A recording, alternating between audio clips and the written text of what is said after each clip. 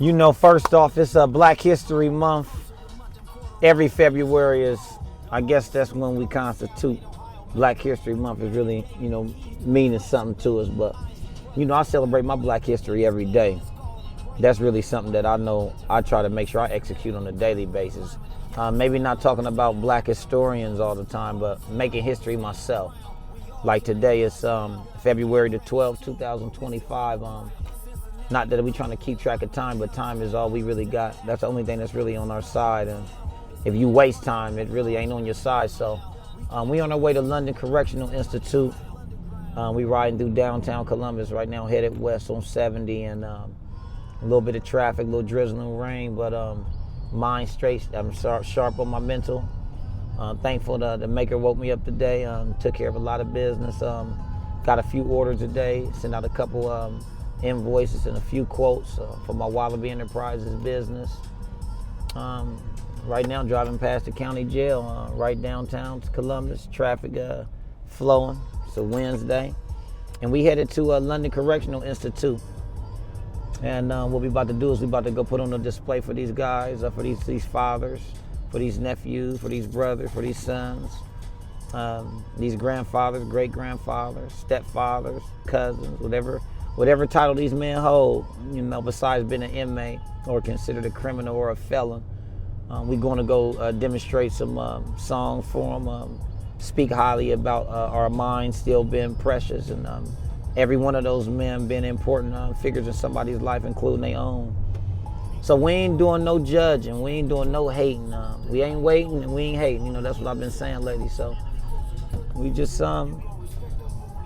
praying for safe travels to get where we going, and then we're gonna go get these guys a positive, proper demonstration. Jail ain't bad for everybody, and I mean that. Some of these men are rehabilitated. Some of these guys come out with a better approach to life. Spent some time to clear their mind, whether it was drugs and alcohol or just poisonous people. The circle of people they was around could have been the issue. So, sometimes jail might be the rehabilitating factor for some of these people. For the guys I know that came home and changed their life and changed their whole approach to living. So it's a blessing to be able to go in here and go do what I'm about to do, because I don't know of two other people in the country that's going to a state penitentiary to go kick their verses and kick their songs and spit their raps. And the inmates that know me that's there, they're going to say, man, Wallaby back again? He back again? He coming back to represent again for us, man? You better believe it.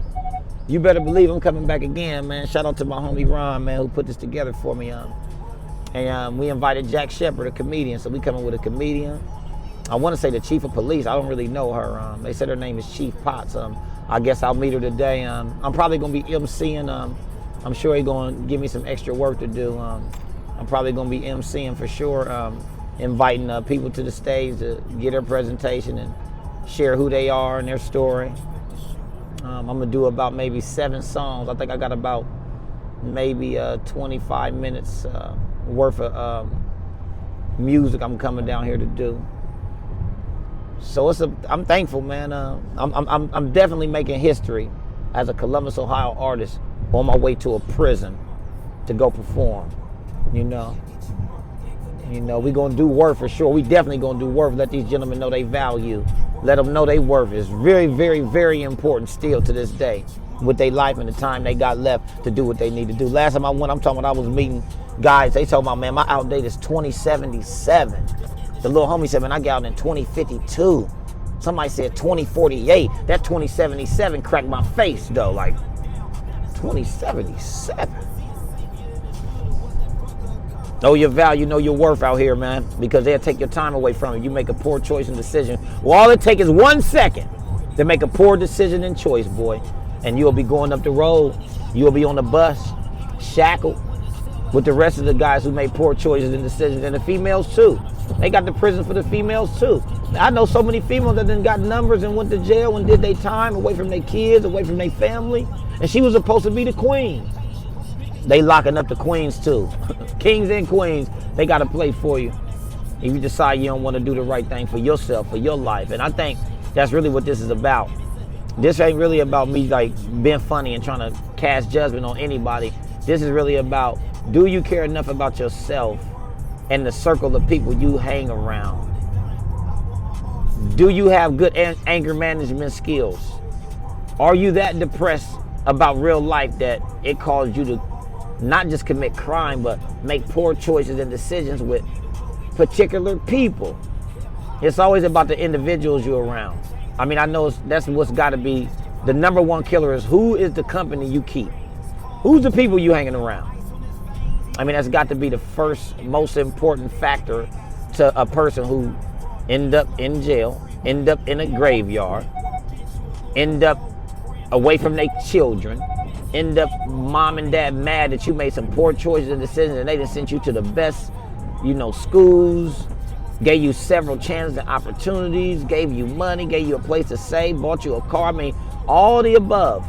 Everything somebody could have done for you to make poor choices and decisions about the things that you should have done. I did my first pilot yesterday, the Worth Overcoming, Rebuilding, Teaching Health podcast, and I thought it was pretty cool. I was able to talk about some things. I was able to talk about a couple things that the community is in dire need of hearing about. We was talking about the gentleman that, I don't know if they're part of the Ku Klux Klan or some type of Nazi group, but they wearing black and they got black flags with red swastikas, and they, I'm not gonna say they trying to torture or poke at the dark-skinned individuals, whether you Mexican, black, Indian, Puerto Rican. They definitely got an assault that they're trying to commit against the dark-skinned people, and I don't know why they doing it. Like, I don't know what the motive is. I don't know if it's to get us to react in a negative way, to do something to get us sent to jail or get us killed. And then when they look up to the person that's in power right now in that White House, it's almost as if, is he gonna pardon anybody that participates in a hate crime and let them get away with it just for the sake of the power he has with his pen? I mean, we don't know. So that's really what the question is becoming. And I'm not a Trump hater. I'm not sitting here saying I hate that man. I don't really hate no person on the earth. I know we all make mistakes and poor choices and decisions. I know that. So what we try to do is see if it's a way we can correct ourselves while we move. And that means decisions and choices. Decisions and choices. I mean, again, that's what this all boils down to. Decisions and choices. What you gonna do when it's your time to make a choice? When it's your time to make a decision and a choice, that's life or death, your freedom or your imprisonment.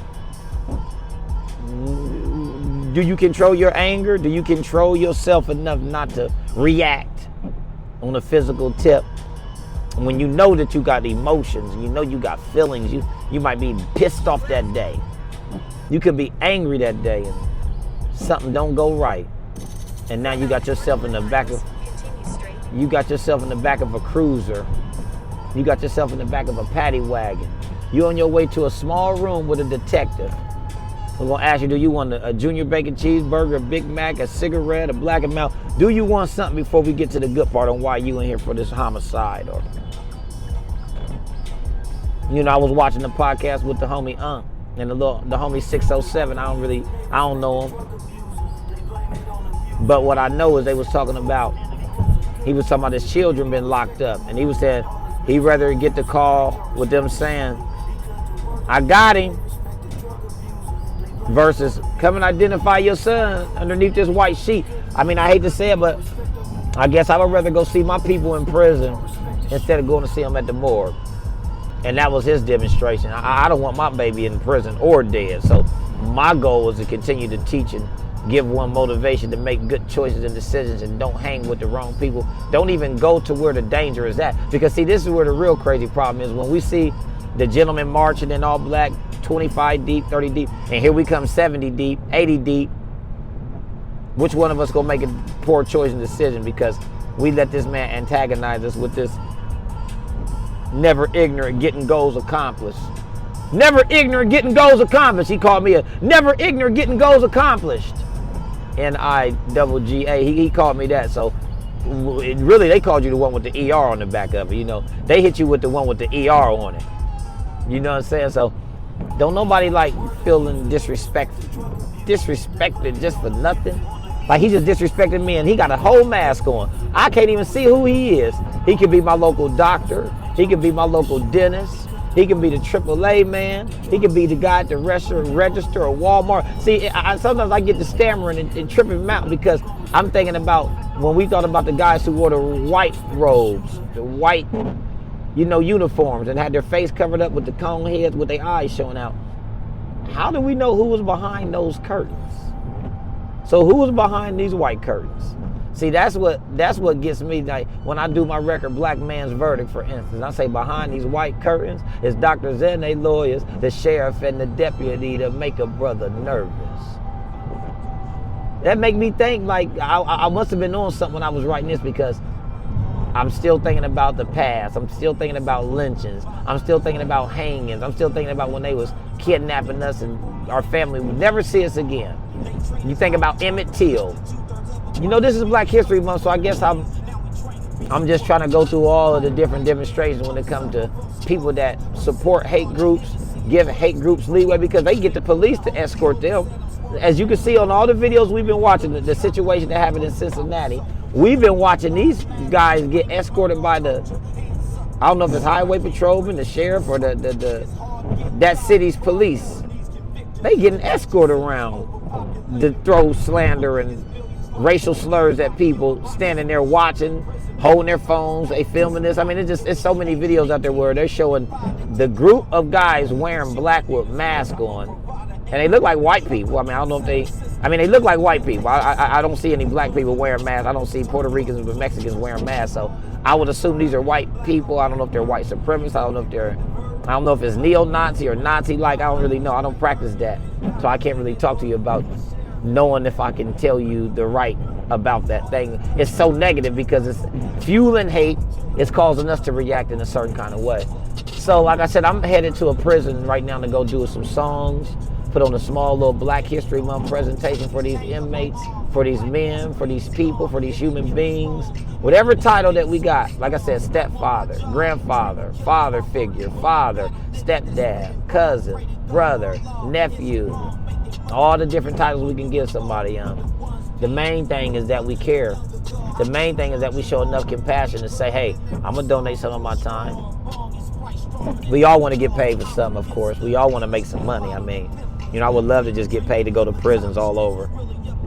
Do these brothers even want to hear this message? Because it go back to thinking about the artist that's out right now. When a man come home from jail and he get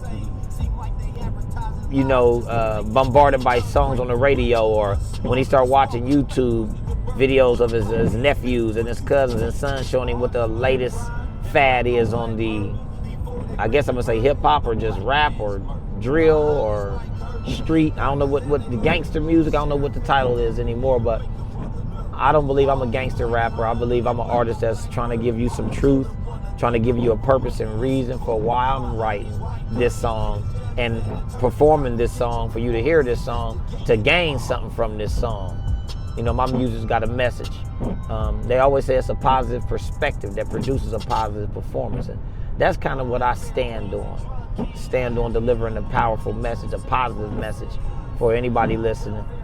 They was giving Kendrick Lamar all these props because his message. Well, I always had a message. I don't do nothing but kick messages. Like right now, I don't think Kendrick Lamar is going to no prison to rap. I'm sure he would, but right now today, he getting so many new views and likes and streams from his performance at the Super Bowl. Let me get some recognition from. Maybe I should be on JPay. My cousin told me before he went to jail again, you better get on JPay. I mean, he did tell me that. He told me I should have been on JPay, and these guys could have been buying my music. Whoever was incarcerated who wanted to hear a message, they would have went and bought my song, downloaded it, streamed it, whatever device they got to listen to music. So I better be getting on JPay if I'm going to these prisons to perform and rap, you know what I'm saying? So it's all good. We just doing a little sweatsuit underneath. I got on my black, green, red, gold, hood solid, make America hustle again. And all I know is I'm going to continue to stay on my grind. I'm going to continue to stay on my focus, because I'm not going to give in to the poison. They talk about, man, you want a record deal? Don't take no 360 deal. Whatever deal they offer you, you better see how it makes sense to your demonstration, because you can get a deal and easily be going the wrong direction for what you done in all these years of grinding and hustling and pursuing a career with whatever it was. Did you stand firm on your foundation? And that's the hard part for me. When somebody asks me, hey man, you want a record deal? And I look at them and grip my teeth and almost be like, not for real. Like going to get a job for real. Going to fill out an application for real. Giving somebody the rights to own something that you created. Do they even want you to be the creator anymore? These are the things we ask ourselves when we talk about getting in the music industry and saying we want to do this, and be careful what you ask for.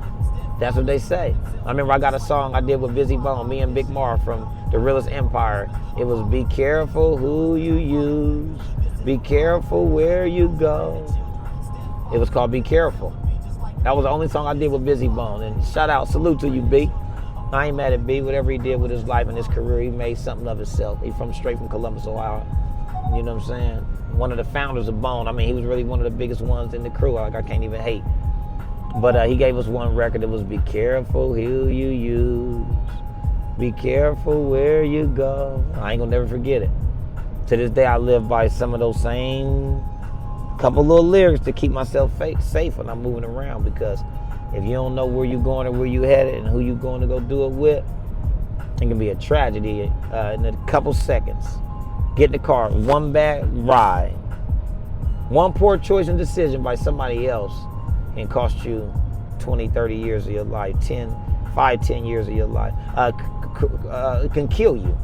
It can take your whole life away. So I'm listening to a song right now called Father Figure.